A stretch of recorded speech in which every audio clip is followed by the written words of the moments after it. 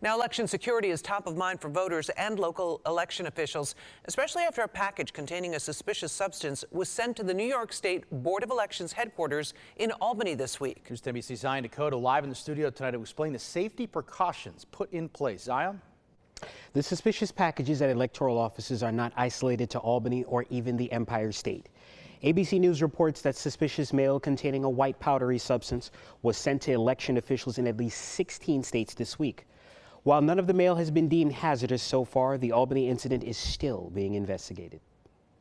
On Tuesday afternoon, we received our mail as usual, and as part of that mail, there was an envelope in the bin that was leaking out a powdery substance. Kathleen McGrath of the New York State Board of Elections says the organization immediately went into emergency mode. We called 911 and got law enforcement and emergency personnel here to temporarily evacuate the area, to decontaminate, and then law enforcement took custody of the substance. What exactly was the substance? The FBI says it's still investigating. In the interim, Board of Election workers are taking precautionary measures. We actually just had a training with staff just earlier that day about reminding them to always use personal protective gear like gloves and masks that we use when we open mail. Susan Lerner, a voter watchdog group Common Cause New York, which was founded by a GOP member of President Johnson's cabinet after Watergate, deems this unacceptable. Nobody should be trying to interfere with our elections, which this clearly is designed to do.